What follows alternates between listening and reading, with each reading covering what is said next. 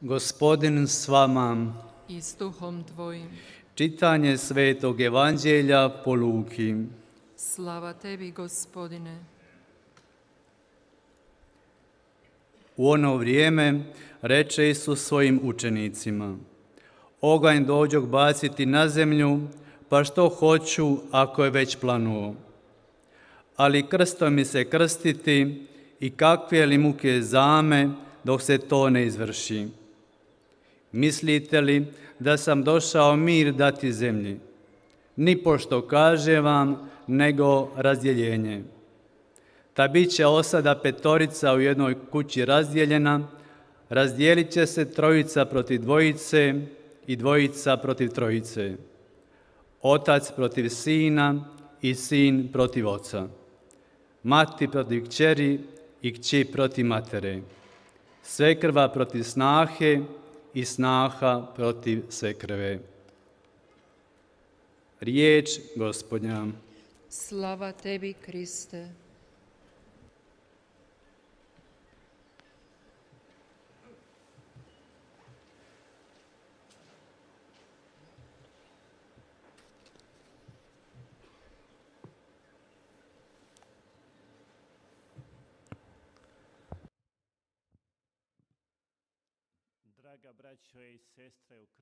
사랑하는 형제자매 여러분,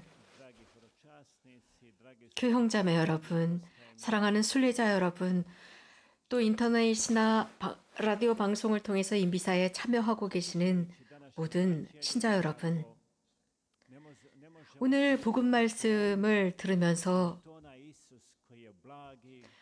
그런 인상이 듭니다. 그렇게 온유하신 분, 그리고 착한 목자로서 어린 양을 찾아서 돌아오시는 바로 그러한 분, 내 평화를 너희에게 준다, 너희에게 남긴다라고 말씀하시는 바로 그 예수님께서 오늘 복음에서는 너무나도 엄격한 말씀을 하고 계십니다. 내가 너희들에게 평화를 주러 온 것이 아니라 분열을 가져다 주러 왔다라는 말씀을 하시고 있습니다. 그래서 첫눈에 보기에는 예수님께서 당신 스스로와도 분열을 일으키고 있는 것 같습니다. 어떤 경우에는 평화를 가져다 주는 사람에 관해서 말씀하시고 또 한편으로는 분열을 일으키러 온 분, 이 두 가지가 다 함께 있는 것이 아닐까라는 의문이 듭니다. 정말 예수님께서 하신 이 복음 말씀을 그 심연 깊이까지는 이해할 수가 없을 것입니다. 예수님은 우리의 이 지성으로 담기는 너무나도 크신 분이십니다. 또 우리들의 어떤 심리나 정신에 의하면 그분은 너무나도 위대하신 분이십니다. 하지만 그분의 복음 속에서 여러 곳곳을 보면 이 말씀을 어느 정도는 이해할 수 있습니다. 오늘 복음에서 분열이라고 말씀하셨는데 이 분열이라고 하는 것, 저는 이것을 거룩한 불안이라고 생각합니다. 이 거룩한 분열이라고 하는 말씀은 예수님께서 말씀하신 평화와 긴밀히 연결되어 있습니다. 분열과 평화는 두 가지 서로 다릅니다. 즉, 거룩한 불안은 사랑으로 나를 자극합니다. 그리고 거룩한 불안은 내 자신을 온전히 불태워서 주님께 봉헌하도록 만듭니다. 이 거룩한 불안은 무관심과 미적지근함과는 절대로 타협하지 않습니다. 오히려 거룩한 불안은 내가 근본적으로 그리스도를 위해서 선택하도록 만듭니다. 이 거룩한 불안은 내가 그리스도를 닮지 않으면 가만두지 않습니다. 나를 자꾸 들볶는 것 같습니다. 이것이 바로 거룩한 불안입니다. 예수님께서 오늘 말씀하신 이 분열이라고 하는 것은 실제로 말 그대로 분열이 아니라 우리들에게 결심, 선택하라고 요구하십니다. 예수님은 아주 구체적으로 말씀하십니다. 너희가 나를 선택한다면 너희들의 삶에 많은 은총이 있을 것이다. 큰 기쁨이 있을 것이다. 내 마음에 평화가 임할 것이고 동시에 약속한 모든 것들이 오게 될 것이다. 즉 박해도 분열도 일어나게 될 것이다. 우리 프란치스칸 선교사들 중에 한 분이신 크로아티아 선교사가 아프리카에 계시는데 저희에게 이런 이야기를 전해 주었습니다. 어떤 소년의 이야기입니다. 이 소년은 이슬람 정신, 이슬람 종교 문화 속에서 자랐습니다. 초등학교에 다녔습니다. 친구들과 함께 이 선교지에 한 2년 전에 이 아이가 들어왔다고 합니다. 이 아이는 선교사가 운영하는 학교에서 카톨릭 교리반에 나오고 싶다고 했답니다. 그러더니 미사에도 참여하기 시작했대요. 그런데 그 아버지는 그리스도에 관해서 알고 싶어 하지도 않았다고 합니다. 그런데 그 아들이 카톨릭 교리반에 가고 미사에 참여하고 모든 이슬람 교인들 앞에서 그가 카톨릭 신자가 되면, 그러니까 모든 사람들 앞에서 카톨릭 신자가 되면 죽이겠다고 위협까지 했답니다. 그래서 카톨릭 교회와 절대로 만나지 말라고 했답니다. 그런데 이 소년은 몰래 숨어서 이런 아버지의 위협에도 불구하고 성당을 다니기 시작합니다. 카톨릭 신자가 되면 죽여버리겠다고 했음에도 불구하고 이 소년은 성당에 다닙니다. 그리고 세례를 받기 전에 그 집에 모든 사람들이 다 나갔고 그 집에서 아버지가 칼을 들고 이 소년과 함께 남았습니다. 그리고 이제 둘이 이렇게 이야기합니다. 아버지, 제가 그리스도교 신자가 되는 것을 공개적으로 부정하신다면 지금 손에 들고 있는 그 칼로 저를 죽이십시오. 하지만 제가 세례를 받기 전에 아버지 손에 죽는다 할지라도, 제가 물로 세례를 받지 못한다 할지라도 성령의 힘으로 저의 이 순교를 통해서 저는 신자가 될 것입니다. 아버지가 저를 죽인다면 저는 예수 그리스도의 순교자가 될 것이고 카톨릭 교회의 일원이 될 것입니다. 그리고 제 무덤에는 분명히 십자 표시가 있을 거예요 라고 아버지에게 말했답니다. 그러자 아버지는 충격을 받았습니다. 그 아들이 너무나도 강직하게 그리스도를 선택한 모습을 보고 아무것도 할 수가 없었답니다. 그리고 그 소년에게 세례를 받으라고 했답니다. 올해 부활 성야에 세례를 받았습니다. 그리고 복사를 하다가 지금은 카톨릭 신부가 되겠다고 신학교에 들어가고 싶어 한답니다. 이런 예들은 지금도 있습니다. 모로고로 교구에 이런 일들이 지금도 발생하고 있다고 이 아프리카 선교사는 우리들에게 전해주었습니다. 그 소년의 마음은 분열되어 있지 않았습니다. 그 소년은 분명히 결심했고 선택했습니다. 물론 생부도 사랑했습니다. 하지만 그 생부를 사랑하는 방법이 훨씬 더 깊고 다른 방법으로 사랑했습니다. 그리스도가 사람을 사랑하듯 자신의 생부를 사랑하고 있었던 것입니다. 예수 그리스도께서는 우리들을 위해서 돌아가실 정도로 사랑하셨습니다. 이것이 참 사랑입니다.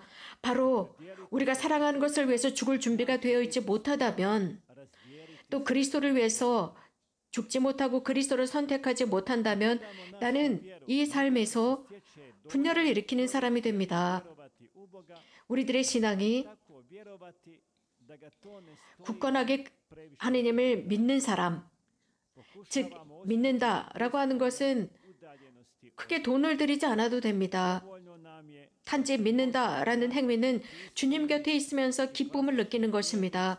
여기에 단 한 가지만 하면 됩니다. 신의를 지키는 신자가 조건일 뿐입니다. 세례를 받았습니다. 천년성체를 했고 견진성사를 받았습니다. 그래서 교회 법적으로 우리는 분명한 신자들입니다. 그러나 하느님께서는 우리가 이렇게 산다고 해서, 즉 합법적으로 그리스도교 신자라고 해서 기뻐하실까? 그렇지 않을 것 같습니다. 무엇인가 다른 것을 요구하시지 않을까 싶어요. 이렇게 미적지근한 종교성을 가지고 살아가는 것보다 예수님께서 우리들에게 원하시는 것은 다른 것입니다. 특별히 오늘 복음에서 말씀하시는 불을 지르러 왔다라는 말씀을 하셨는데, 그런 사람이 있습니다. 예수님의 동시대의 사람들인데 어떤 사람들은 율법을 정확하게 지키는 사람들이 있었지만 예수님께 있어서 그것으로 충분하지 않았고 그 이상의 것을 예수님께서는 요구하셨습니다. 그럼으로써 그들에게 조금만 더 해라 라고 하셨습니다. 예수님 주위에 모인 그 사람들에게 율법 이상의 것을 하라고 했습니다. 사탄은 우리들의 영혼을 가로채 가려고 할 때 우리들을 땅바닥에 내던지는 것이 아닙니다. 그는 우리를 한 반쯤만 죽여놓습니다. 즉 반쯤만 땅바닥에 내던집니다. 미적지근하게 해놓습니다. 힘이나 불같은 열정 이런 것이 없이 그저 반쯤만 죽여놓습니다. 미적지근한 상태입니다. 예수님은 이런 것을 싫어하십니다. 미적지근한 사람을 싫어하십니다. 그것은 묵시록에서도 드러나고 있습니다. 미적지근한 너를 나는 내 입에서 뱉어내겠다라고 하셨습니다. 오늘 복음에서 예수님께서는 구체적으로 말씀하셨습니다. 내가 이 세상에 불을 지르러 왔다라고 하셨습니다. 예수께서 사람들의 미적지근함에 진저리를 내셨습니다.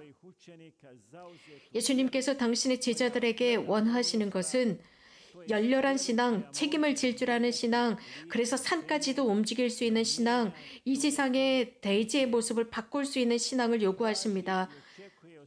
그래서 주님의 내면을 바꿀 수 있는 신앙, 당신 제자들로부터의 신앙을 요구하십니다. 그 신앙은 마음으로부터 나오는 신앙입니다.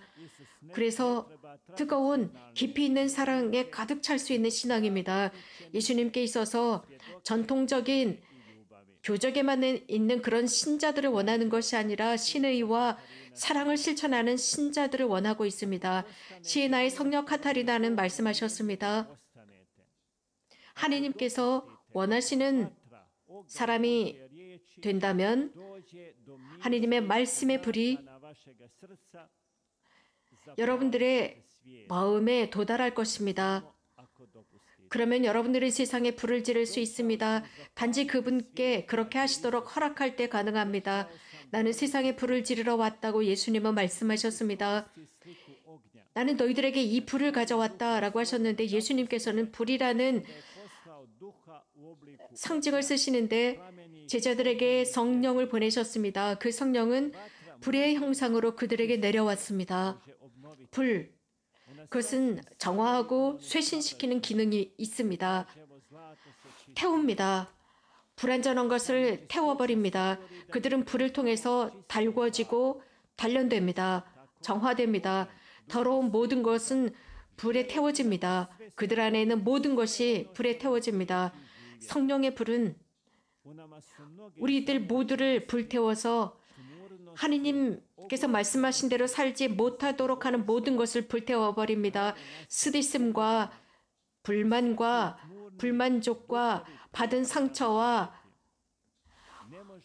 어둠의 영들을 불태워버립니다. 그래서 제대로 살도록 하는 것이 성령의 불입니다. 우리가 결정하지 못하고 선택하지 못하는 미적지근한 상태, 우리들의 이기심 때문에, 분노 때문에, 열등감 때문에 미적지근한 상태로 남아서 선택하지 못하는 그 상황 속에서 성령께서 우리들의 마음을 치시고 불로 가득 채우셔서 그런 마음들을 정화하시기를 빕니다. 우리들을 짓누르는 것을 불태워버리시고 결심하지 못하는 미적지근한 상태, 하느님을 위해서 강력하게 선택하지 못하는 모든 상황들을 불태워버리시기를 바랍니다. 불로 정화되고 주님의 불로 달구어지고 단련된다는 것은 너무나 멋진 일입니다. 두려움은 냉랭함이고 차가움입니다. 두려움은 신앙과 함께 갈 수 없습니다. 불안, 두려움, 무엇인가 포기하는데 우리는 두려워하지 않나요? 사람들이 나를 이해해주지 못할까? 우리는 두려워하지 않고 있나요? 우리가 이상한 사람 취급을 받지는 않을까? 혹시 여러분들을 두려워하고 계십니까? 걱정하지 마십시오. 예수님과 함께 한다면 우리들은 그런 불안은 사라지고 기쁨 속에 살 것입니다. 주님과 함께 살 때 분명 우리는 친척과 환경과 이웃들 속에서 다툼이 일어날 것입니다. 그러나 우리들의 기도는 불꽃이 될 것입니다. 우리가 미사에 참여할 때 그것은 우리들 주변에 불을 지르는 것입니다. 우리들이 성사들을 받고 그 속에서 하느님 안에서 사랑을 느낀다면 불을 지르는 것입니다. 누군가가 열렬히 사랑한다고 해서 스캔들이 되지 않습니다. 누군가가 열렬히 사랑한다고 해서 손가락질하지 않습니다. 놀라지 않습니다. 누군가가 어떤 축구단의 열렬한 팬이라고 해서 손가락질하지 않습니다. 자신의 취미를 위해서 돈을 소비한다고 해서 손가락질하지 않습니다. 무엇인가 열정을 위해서 돈을 소비한다고 해서 손가락질하지 않습니다. 그런데 말입니다. 구체적으로 하느님을 사랑한다고 해서 사람들은 비아냥거리고 손가락질을 합니다. 하늘은 멀리 있다고 사람들은 속삭입니다. 사람들은 우리가 열렬히 하느님을 사랑한다고 해서 놀라워합니다. 열심히 기도하는 사람들, 열심히 찬미하고 있는 힘을 다해서 마음을 다해서 기도하는 사람들을 보고 사람들은 이상한 듯 쳐다봅니다. 성령께 기도합시다. 영원한 지혜의 빛이 위대한 신비를 우리들에게 계시하시고 성자 안에 계시는 성부를 계시해 주십사 청합시다. 그래서 우리들의 마음에 이 차가운 얼음덩이 같은 마음덩어리를 당신의 불로서 녹이고 정화해 주십사 청합시다. 아멘. 주님을 항상 찬미합시다.